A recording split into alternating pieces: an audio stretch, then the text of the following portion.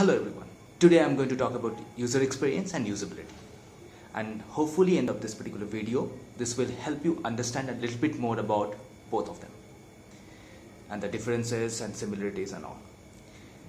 The primary intent of this particular video, although we have passed quite some time with this particular two domain, usability and user experience, but still I see people use them incorrectly.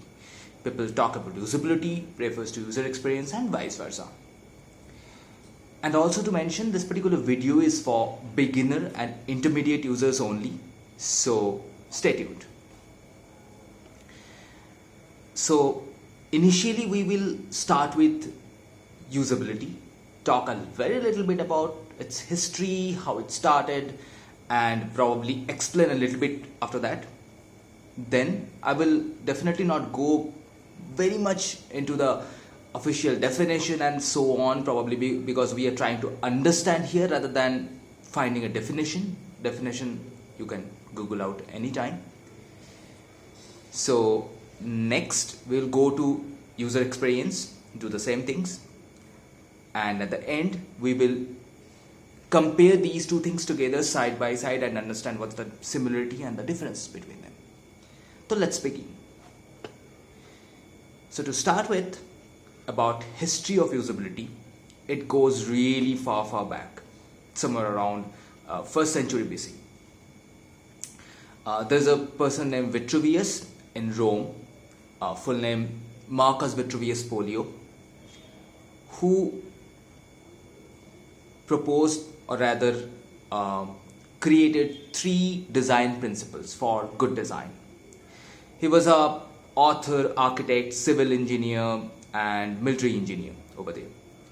So these 3 principles are, first one, Fermitas. Now this is definitely in Roman, so I will help you understand what it actually is.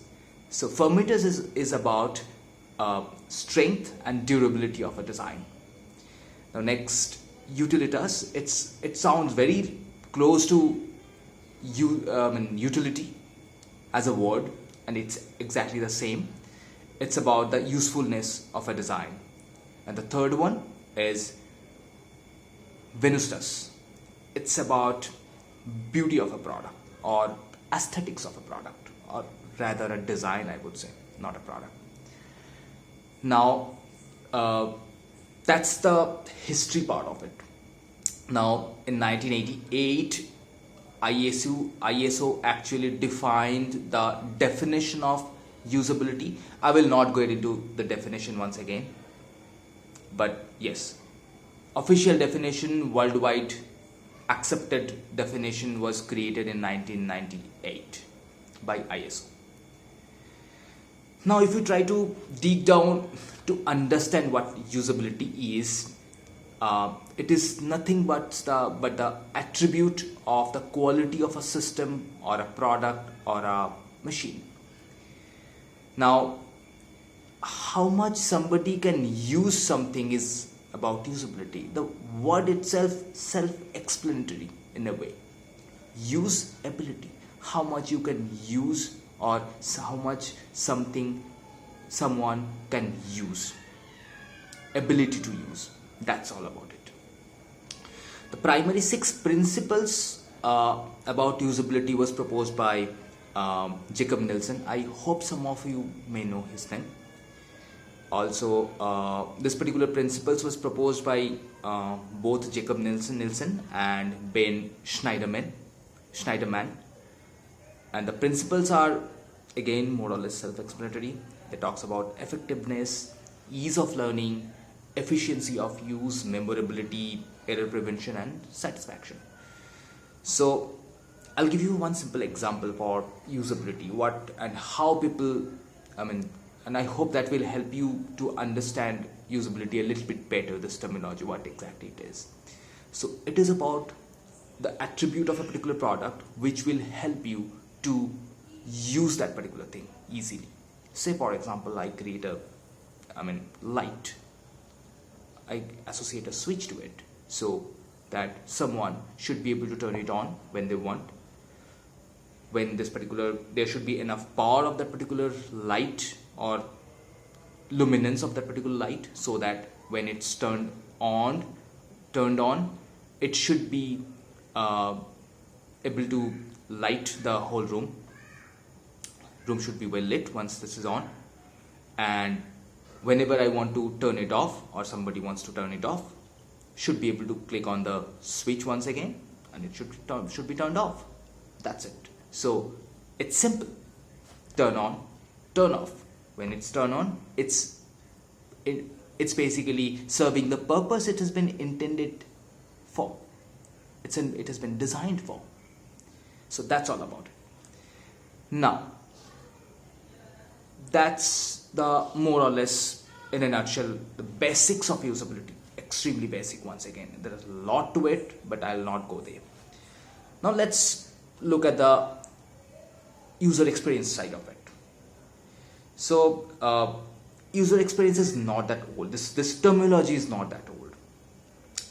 In 1998, now there could be some similarity between user experience and usability. So in a way, it basically ties down to the same first century BC related principles, but the primary way user experience talk about what it does and all, it's a little bit different. I will go to that, but before that, let me a little bit talk about that when this particular word was coined. Somewhere around 1990, mid 1990s actually, mid 90s, Don Norman actually coined this terminology and popularized it. He is a father of user experience, I would say. Now, in 1999, the first definition was defined by ISO for user experience once again. Again, no definition, and we'll go to what it is all about. Now, understanding user experience is a little bit more than what usability is. A little bit more complex. It's about how a particular product or a service or anything for that matter emotionally interacts with a user. Like, it basically talks primarily about human emotions, how you can connect with human emotions so that they feel good about a particular service or product or whatever you are designing. So that is the part of user experience, and I think you can clearly understand the differences here a little bit. I'll come to that in detail though. So the feel, how a person feels about using a product, system, or a service, the feeling part is more important here in user experience. It's very extremely subjective in nature because it's about individuals' feelings, their thoughts about using a system or a product. It's extremely dynamic because it changes over time, because maybe at some point of time you like something, you may not be liking after some time. It may be the other way around as well. It is not a must, but the emotion changes over the period of time sometimes.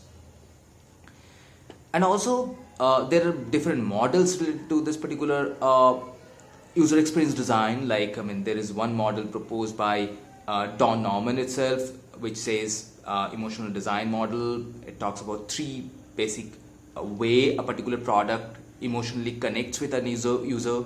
It can be either be visceral, behavioral, or reflective.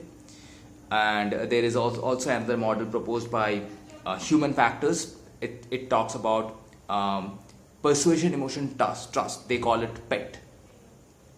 So all this, I will not go to these detail of this model related to user experience, because that's not the intent of this particular video. It's just to help you understand that what usability and user experience is all about in a very basic way, so that you don't mix them up, not to understand them in detail. So basically the idea here is to be able to create a delightful experience and connecting emotionally with the target user and or rather target audience, and finally invoke a desire from the user side. Finally, they should be able to enjoy this whole experience of interacting with that particular product, and finally all together connected together creates a delightful user experience. So now the whole story here is a little bit different from the way the usability was earlier. I will give you one example of user experience, but not right here, probably while explaining the differences between the usability and user experience. So again, now we are the last part of this particular video where I'm talking about the differences between these two. To start with, usability is all about how much somebody can use something. Whether some usability word itself explains usability. So ability of use is the only point here. It's all about the product's ability to be successfully used by a user. That's it, nothing else. Now, in sharp contrast, user experience talks about emotionally connecting with the user to be able to work on the factors like make it likable, lovable, and desirable.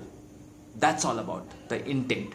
So it may be any point of time, maybe immediately when you look at it, it's a kind of visceral. Again, it's about the model we talked about earlier from Don Norman's model, but it's about the visceral influence of a particular product on a user. So when somebody looks at it, I like it. I don't know what it does, or probably I may not need it at this moment, but it's okay. I don't care. I want it. That's it. That's the beauty of it. You may not want it, you may not need it, but you will still like it. You will still want it. That's the beauty of user experience design. So make something desirable. You want it. It generates that one factor in the end user. Now, in cases, again, that's not the ideal way of doing it again, but in cases, it's also possible to observe products or services which are not the best user experience, but just because of the way it emotionally engages with the end user, it clicks. It serves the purpose. It basically, rather not serves the purpose, wrong terminology. Rather, I would say it emotionally engages with the user in certain way that user buys it, use it. It becomes a successful product at the end of the day, or service for that matter at the end of the day. So the idea here is to be able to emotionally connect with the end user in a way so that it's likable, it's lovable, and it's desirable. Now, this particular, when we talk about ideal user experience, then there is another factor comes into picture, which is basically, as a responsible user experience, I'm a user experience practitioner. So being a professional in this field, our responsibility is to not to create something with just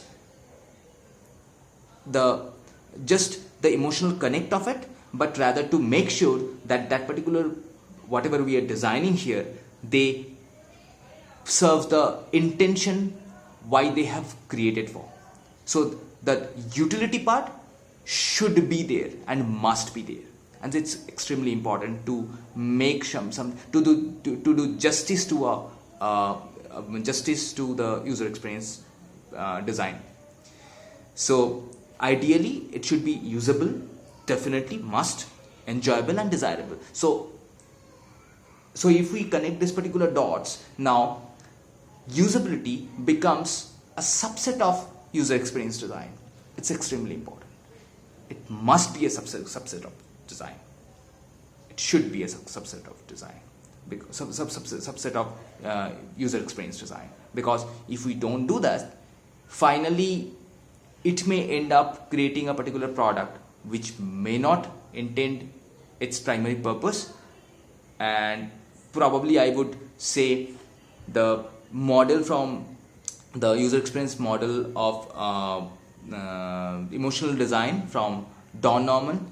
Basically it talks about to include this in that particular model as well, whereas PET does not directly talk about this particular utilitarian perspective of this particular design. So I hope that helps every one of you guys to understand a little better what user experience and usability is all about, and basically clear if there is any doubt, please shoot a question and basically put your views and comments on this particular video.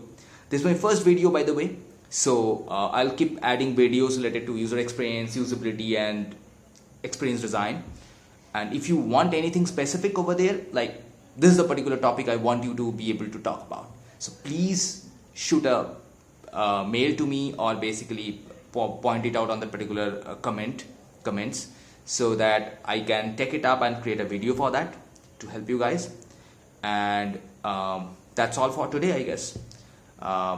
Please like the video and subscribe to my channel if it was useful, and thanks for watching. Signing off for now. Bye bye.